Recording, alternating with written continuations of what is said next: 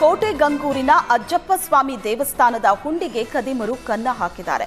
ದೇವಸ್ಥಾನದ ಒಳಗಡೆ ನುಗ್ಗಿದ ಮೂವರು ಕಳ್ಳರು ಹುಂಡಿ ಒಡೆದು ಸುಮಾರು 60,000 ಕಾಣಿಕೆ ಹಣ ದೋಚಿದ್ದಾರೆ. ಕದಿಮರು ಹುಂಡಿ ಒಡೆಯೋ ದೃಶ್ಯ ಸಿಸಿಟಿವಿಯಲ್ಲಿ ಸೆರೆಯಾಗಿದ್ದು, ಈ ಸಂಬಂಧ ಶಿವಮೊಗ್ಗ ಗ್ರಾಮಾಂತರ ಪೊಲೀಸ್ ಠಾಣೆಯಲ್ಲಿ ಪ್ರಕರಣ ದಾಖಲಾಗಿದೆ.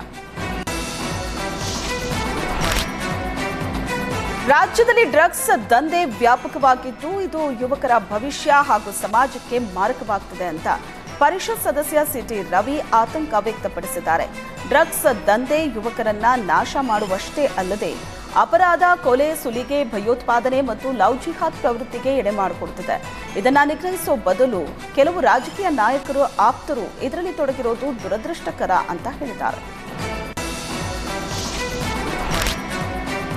ಕೇಂದ್ರ ಸರ್ಕಾರ ಯೂರಿಯಾ ಗೊಬ್ಬರ ಸಮರ್ಪಕ ಪೂರೈಕೆ ಮಾಡುತ್ತಿಲ್ಲ ಅನ್ನೋ ಸಚಿವ ಶಿವಾನಂದ ಪಾಟೀಲ್ ಹೇಳಿಕೆಗೆ ಸಂಸದ ಬಸವರಾಜ ಬೊಮ್ಮಾಯಿ ತಿರುಗೇಟು ನೀಡಿದ್ದಾರೆ. ರಾಜ್ಯ ಸರ್ಕಾರ ಕೇಳಿದಷ್ಟು ಕೇಂದ್ರ ಸರ್ಕಾರ ಗೊಬ್ಬರ ಕೊಟ್ಟಿದೆ.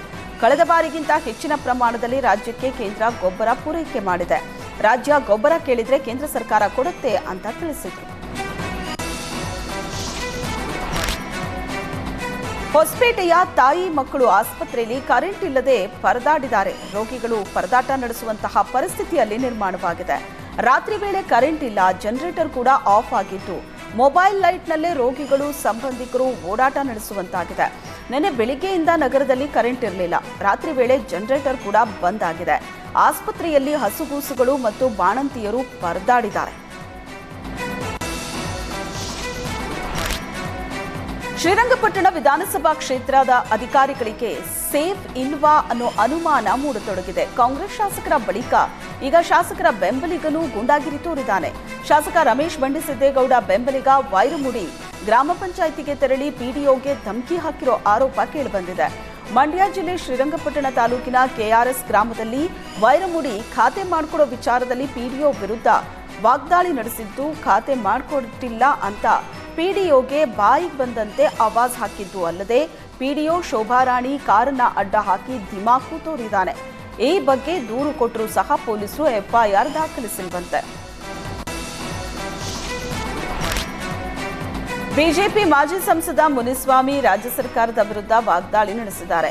ಸಿಎಂ ಕುರ್ಚಿಗಾಗಿ ಸಿದ್ದರಾಮಯ್ಯನವರು ಹಾಗೂ ಡಿಕೆ ಶಿವಕುಮಾರ್ ಕಿತ್ತಾಡುತ್ತಿದ್ದಾರೆ. ಇದರ ನಡುವೆ ಆರ್ಎಸ್ಎಸ್ ಬ್ಯಾನ್ ಮಾಡ್ತೀವಿ ಅಂತ ಸಚಿವ ಪ್ರಿಯಾಂಕ್ ಖರ್ಗೆ ಬೇಕಾಬಿಟ್ಟಿ ಮಾತಾಡ್ತಾರೆ.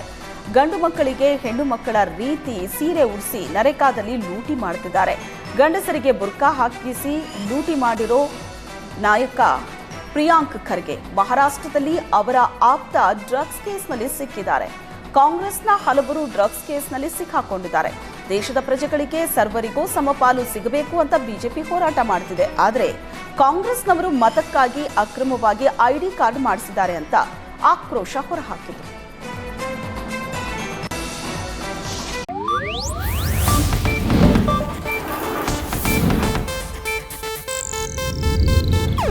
ಇದು ಏಷ್ಯಾನೆಟ್ ನ್ಯೂಸ್ ನೆಟ್ವರ್ಕ್ ಪ್ರಸ್ತುತಿ.